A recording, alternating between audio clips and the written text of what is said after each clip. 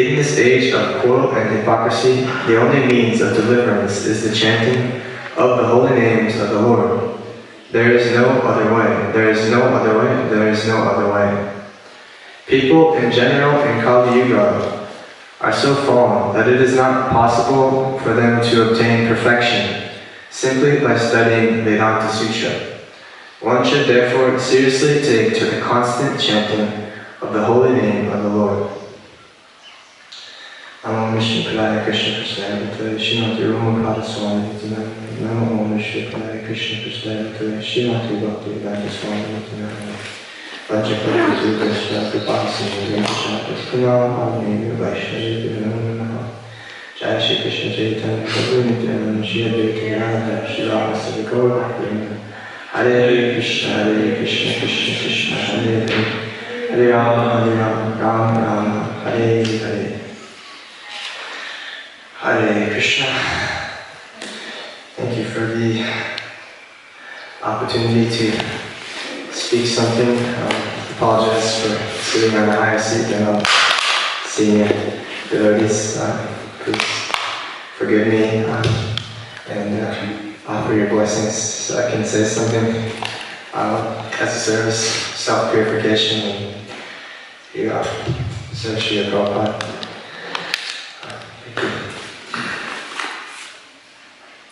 So, continuing to hear this pastime of Lord Caitanya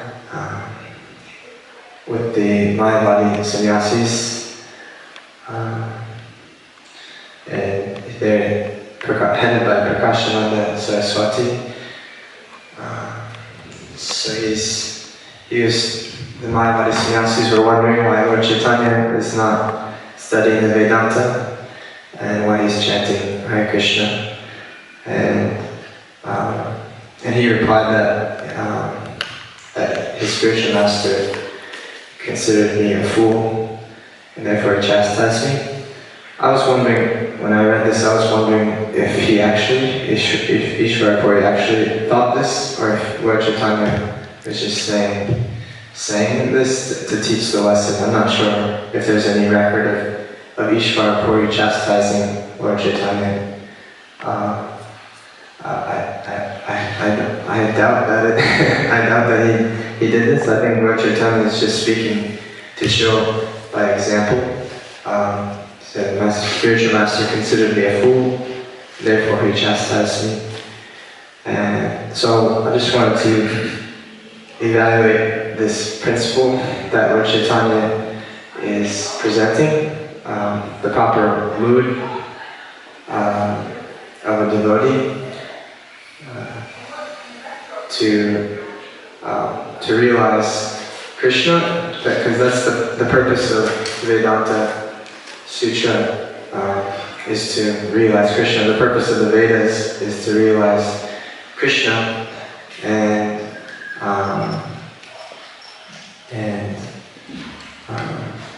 so he's teaching the proper mood to do it. This is, I was going to show through a few different examples from the Bhagavatam that was just brought to my mind, was the teachings of Queen Kunti. She explained it really nicely. I'm just going to check it out from the Bhagavatam. She said, "O Lord, no one can understand your transcendental pastimes, which appear to be human and are so misleading. You have no specific object of favor, nor do you have any object of envy. People only imagine that you are partial." The next text, "Of course, it is bewildering, O soul of the universe, that you work, though you are inactive, and that you take birth, although you are the vital force and unborn. You yourself descend amongst animals, men, sages, and aquatics. Verily, this is bewildering. My dear Krishna, Yashoda took up a rope to bind you when you committed an offense, and your perturbed eyes overflooded with tears, which washed the mascara from your eyes. And you were afraid, though fear personified is afraid of you. This sight is bewildering to me." So this is Queen Kunti speaking, who's an associate of Lord Chaitanya, of Krishna, and she said that this is bewildering, that the soul of the universe is playing a part of a person, and he's crying and running away from Mother Yashoda, and I just want to share that point because we're trying to understand Krishna as a person, but it's actually really deep. It's really deep to understand that how, like the Bhagavatam explains, it opens up with Janmani Yasya Yataha, that from which everything emanates, how the source of everything is a person. It has personal qualities. It's actually not easy to understand. It's very bewildering for the mind. That's why the Vedic process in and of itself, the ascending process, what Srila Prabhupada calls it in some of his lectures, he calls it the Aroha Panta, the ascending process, trying to understand the absolute truth by our material means, by our studying the Vedas strictly and austerities and penances. It's still very difficult to understand the absolute truth, how the absolute truth, that from which everything emanates, can be a person at the same time. It's so vast. I am everything, but I am also an individual person. That's what Krishna says in the 9th chapter also. I'm sure everybody knows this, but it's nice to hear it again. He says that by me and my unmanifested form, this entire universe is pervaded. All beings are in me, but I am not in them. And yet everything that is created does not rest in me. Behold my mystic opulence. Although I am the maintainer of all living entities, and although I am everywhere, I am not a part of this cosmic manifestation, for myself is the very source of creation. So, this is the mystic opulence, Krishna says about himself. How he's within, he's a part of, everything comes from him, everything is pervaded by him. He is everything, but he is also separate from everything at the same time.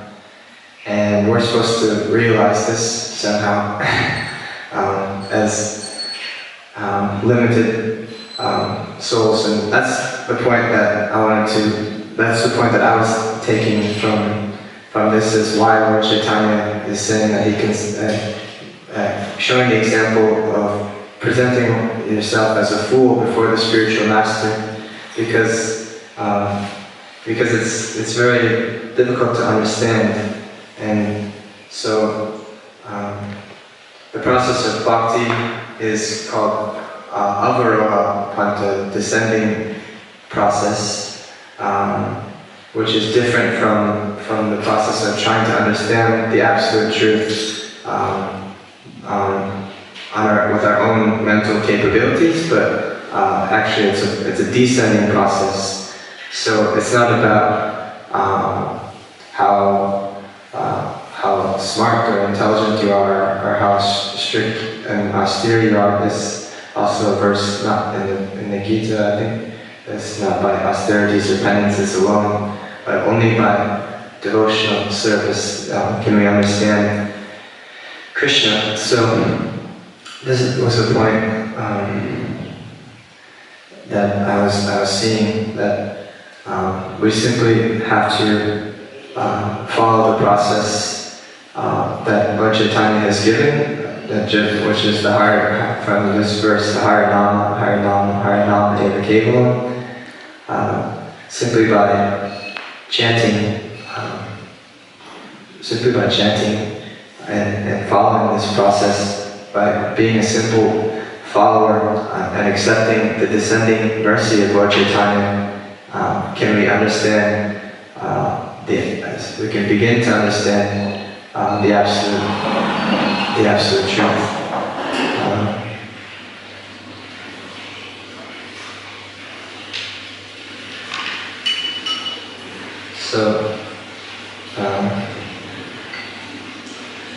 That's the main point that I took from this verse in purport.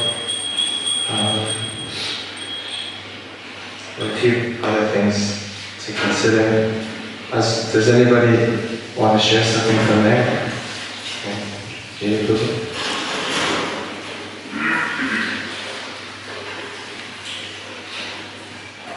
I think the answer of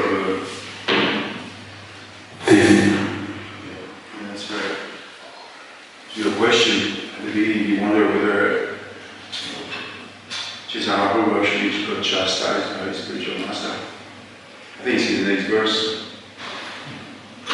because he says, I'll just read that verse. He says, "You are a fool," he said. "You are not qualified to study Vedanta philosophy, and therefore you must always chant the holy name of Krishna. This is the essence of all mantras or Vedic hymns."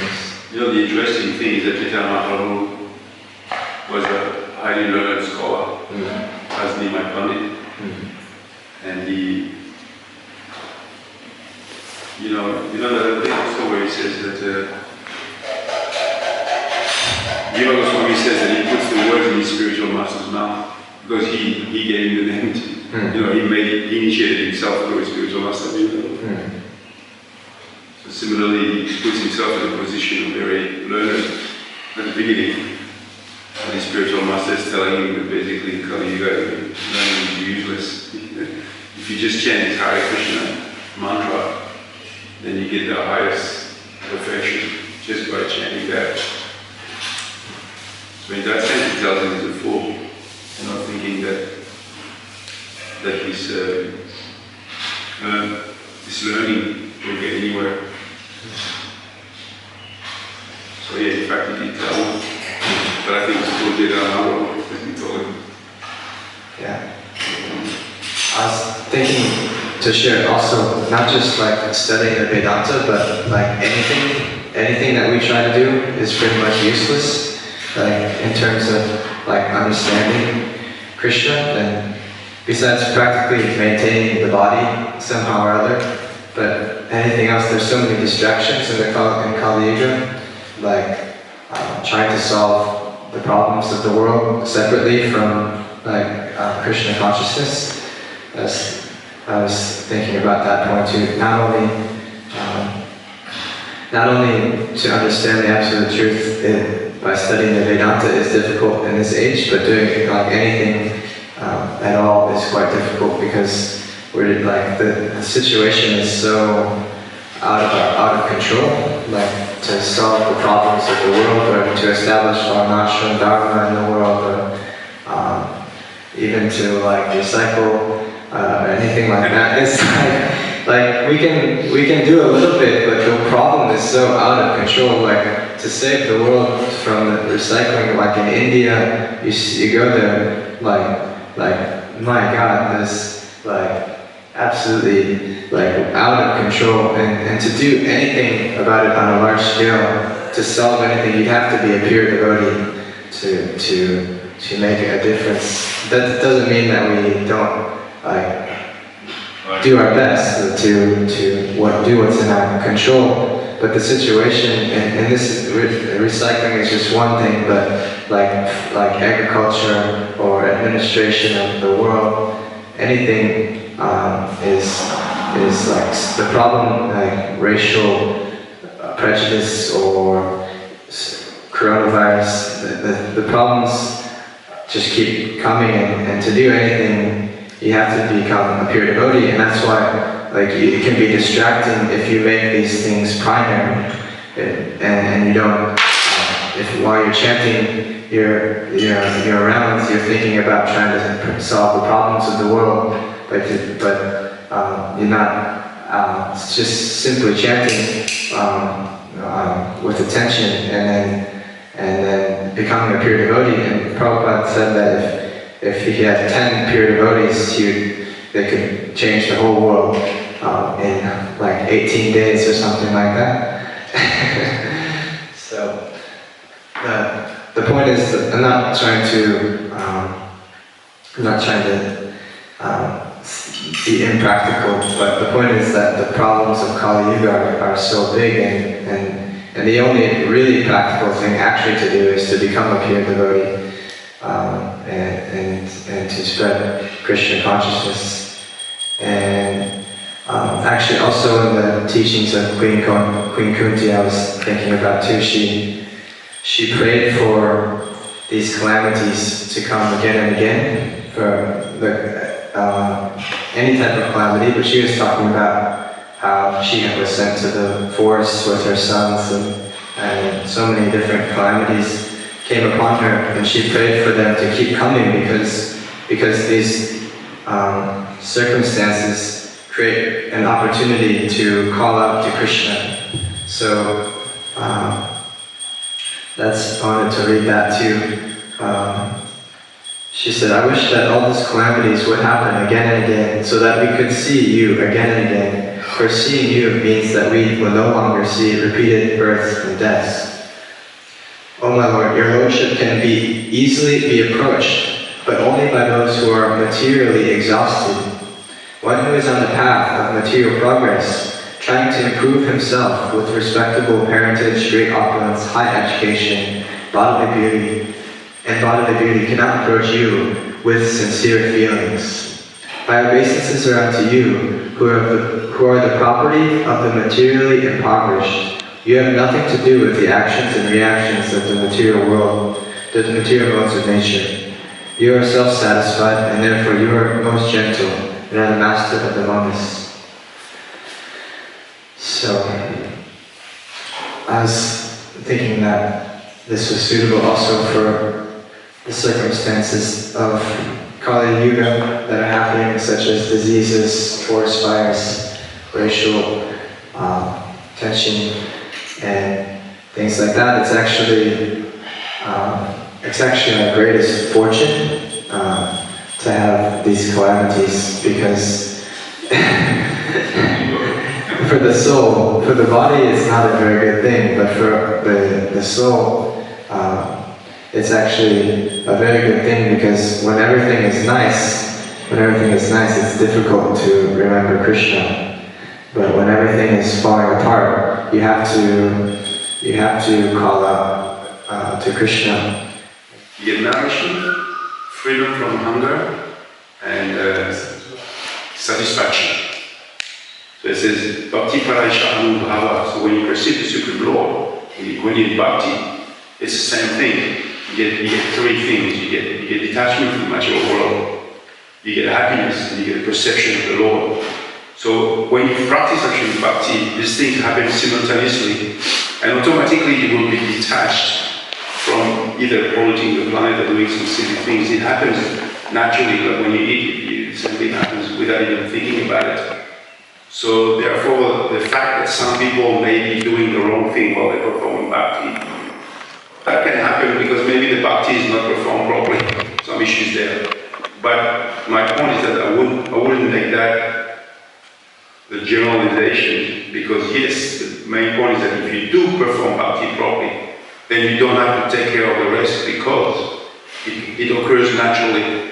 But at the beginning stage, if you've got a couple of bhaktas in the car, and they're chatting there, ice cream flavors up, then you have to tell them, that's for sure. But as a general rule, when one becomes advanced, he becomes aware of this. That's what I'm talking about, because it's also about role modeling and You're talking about the young ones? Is that what you're talking about? it's also about role modeling and the image that we give to people outside. Like, for example, when I spoke to the lady in the council, she told me, I cannot believe the beautiful project and the beautiful place where you all live, and you're so bad at recycling. She said that sometimes our bins contaminate the whole truck, because we put things under and then everything so they can recycle. So what happens when you can recycle? You have to burn it, or you have to bury it. Yeah, landfill, and it's bad for, because now Australia cannot send any more garbage to China, so they take care of it. So we're giving it back image. Well, kind of, because at the same time you go out and met some devotees who are around the world doing some amazing things for environment. But I'm just saying locally, and that Yeah, not locally, but that's what I'm saying. I keep repeating the same thing. We have to see the broad picture. That I know of some people who have become devotees here, and they're so powerful in the movement of environment, for example, or other places. They're actually very influential. There's one lady that lives in Dubai that came here. She wrote something that was very influential in the corporate world, and she got hooked up here. She made up with Krishna here. So even though there is some local issues like that, but that would be looking at this very small aspect in relation to the rest. And of course it's unfortunate, we're not going to say, you've done some good therefore, but that's okay, we do that as well. But looking at the broader concept, generally the bhakti, performance of bhakti leads to a lot more good than only the focus on smaller things, which is not to be, forgotten. But at the same time, the focus should be more on bhakti because it eventually brings about well-being over the planet. I mean, if you look at the events that happen nowadays around the world, you just have to read the astrology and it tells you exactly what it is. You know what happened in 1966? There's the same planetary disposition as now. There was the Vietnam, and then, the revolution, the hippie revolution. And then you know what happened in 1898? America took power, changed power. And what happened? The same constellation that's now, the beginning of World War I. Same constellation, the beginning of World War II. So the same constellation, the Twin Towers went down in America. So obviously the whole world is forced to act in a particular way. There was racism as well, like in 66 there was a big target. Everyone marches in the streets. But those things are almost useless when you see the power of the planets that have on us. I'm not saying that to be defeatist, but when you study the history of astrology, the history of the planets, you can see how powerful the grahas are. That we can't really do anything about it. If we do a little thing, it's like basically useless. But what we can do is change the consciousness of people, because what's happening now is what is called a cyclic karmic reaction. So the reaction is powered up, and then Mother Earth just reacts, and boom, gives it in one hit. By, for example, Saturn entering into Capricorn, Jupiter. So these things, we have to see also the broader perspective, but nonetheless, someone gets crashed up in the street, you can't just sit there and do nothing. We have to, but that's the short-term thing. But the long-term, we have to understand historically that the planets have a great influence on us. The reason why they have a great influence on us is because we messed up. We messed up big time, so therefore, there's a reaction there. But overall, yeah, the bhakti is the one who's going to fix that, because every other small actions will really, although it appears externally that it's here, but in the long term there's nothing, because once another one also is the Uranus entering into Taurus. Sorry, but this particular conjunction, it means it creates a whole bunch of dictators. And if you look back in the history, Mussolini, Tito, Hitler, they all took place in the same constellation. And this is what's happening now. There's a force over the people, institutional force and governmental force over the people. So what can we do about that? Hare Krishna, because really that's the bottom line. Because you look at the planet force, it's incredible. And you see this isolation, it's not about the coronavirus. The isolation is because the planet, when Jupiter is attacking his own house, it means that the planets, the people, they want to isolate. And I can give you a proof of that. You hear yesterday, the few guests that came for the feast, all the devotees went, who are those guys? What are you doing here? Even those who've been here for a short time, who are they? Because you get this strong feeling of wanting to be isolated, and that's due to the planet influence. You can't really beat the planet's influence, but you can transcend it by bhakti. Therefore, bhakti has to be, pushed primarily. And then we'll pick up our rubbish and do other things in the course of time, but we know that that's not going to change the world, because the planets are so strong. What can you do? You avoid a war, but you can't do it. Yeah. I was just thinking, just to finish, I was just thinking about it. Seems like we hear that there's sometimes a quote that's quoted often that Srila Prabhupada said half of his mission is to establish my ashram. But recently I've been thinking that statement might be a bit dangerous because it takes it away from the essence. Like Srila Prabhupada was always saying, just keep chanting, just keep chanting, just keep chanting. Go out on the streets for many hours, just keep chanting. He had so much faith in the simple process of chanting Hare Krishna together, and that anything that keeps us away from that essence can be considered a distraction and can be considered taking away from the actual mission.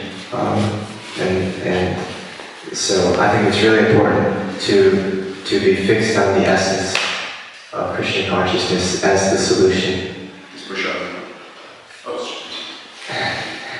And prasadam, mass prasadam distribution. But in order to do that, to chant all the time, like for example here, how many people come? Because there is, I'm not saying that there is Varnashram Dharma, but there is something similar, you know? In the way that, for example, we have people down in the Krishna village who are not forced to come to the program, or there are different things going on. So yeah, just to chant, all the temples are trying to do many other things because, you know, in order to just chant purely, you have to do many other things. Like for example, you living here, you're not just chanting with a picture of Lord Caitanya, you're living here in the community, in the society. So if Prabhupada said that, I think, otherwise why did he say that? If it's not important. I didn't say it's not important, I just think it's important. He also said many times to stick to the essence of just chanting. He wanted us to really focus on that. Yeah, but in order to go to the essence, you need to establish, because he said half of my mission. Not necessarily. But he said half of my mission. So you say... I don't know if he said that actually, I'm not sure.